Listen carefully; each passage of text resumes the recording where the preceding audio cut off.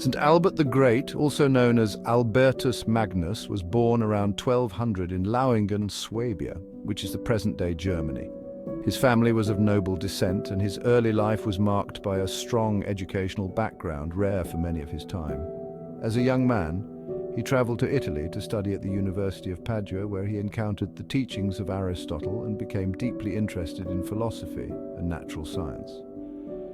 Albert's academic path took an unexpected turn when he heard the Dominican preacher, Blessed Jordan of Saxony.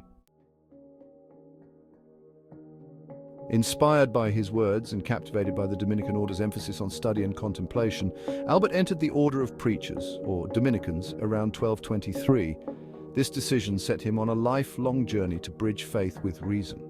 Unlike many of his contemporaries, Albert saw no conflict between science and faith, considering both as means to seek and understand God's truth. After joining the Dominicans, Albert's intellectual career flourished. He studied in Cologne and Paris, where he quickly became renowned for his intellect and piety. He was later appointed as a professor at the University of Paris, one of the most prestigious institutions in medieval Europe. His thorough approach to Aristotle's writings, particularly his works on ethics, metaphysics, and natural science, sparked renewed interest in these fields. Albert meticulously studied and taught Aristotle's works, adding his own Christian interpretations. In Paris, Albert met Thomas Aquinas, a brilliant student who would go on to become one of the most influential theologians in history. Albert recognized Thomas's potential and took him under his wing. He fostered Aquinas's intellectual development and guided him on how to integrate Aristotelian philosophy with Christian doctrine. This mentorship profoundly influenced Aquinas's theology and approach to faith and reason. St. Albert the Great was revolutionary for his time, pioneering a method of studying nature that emphasized observation, experimentation, and classification.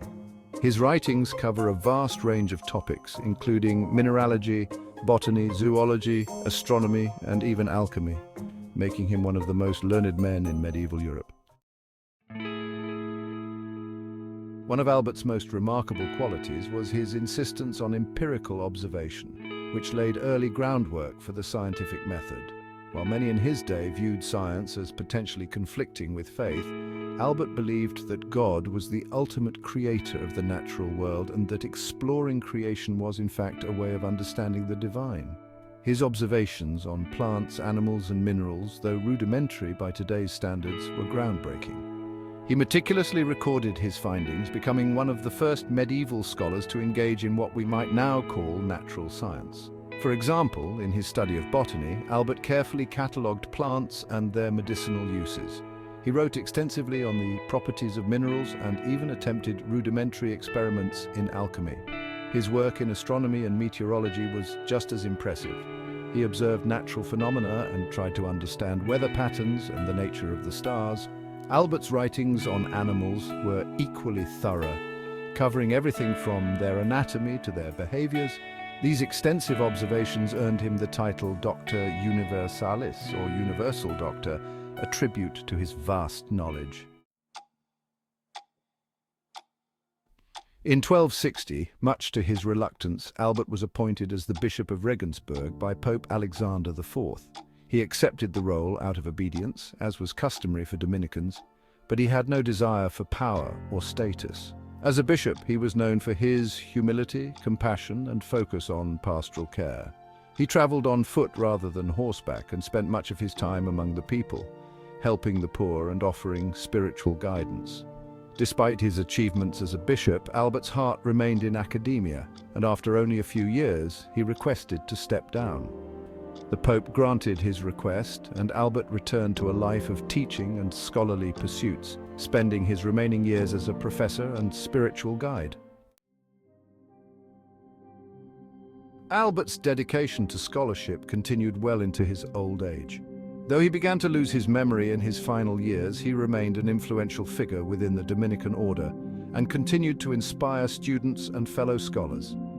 His death on November 15, 1280, marked the end of an era, but his works lived on, profoundly impacting the intellectual landscape of Europe. Albert was beatified in 1622 and canonized by Pope Pius XI in 1931. In recognition of his contributions to both theology and science, Pope Pius XI declared him a Doctor of the Church, giving him the title Doctor Universalis. St. Albert is the patron saint of scientists, natural philosophers, and students of natural sciences, as well as of the Dominican order.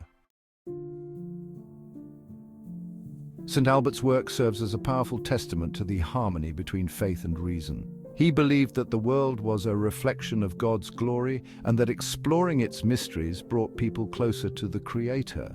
His life and writings remind us that intellectual curiosity and spiritual devotion are not opposing forces. Rather, they are complementary paths to understanding the divine. In the centuries that followed, Albert's influence remained strong, especially through his student Thomas Aquinas. The integration of Aristotelian philosophy with Christian doctrine, which Albert began and Aquinas advanced, became a foundational element of Catholic theology. Today, St. Albert the Great is remembered not only for his scientific curiosity, but also for his humility, compassion, and unwavering faith.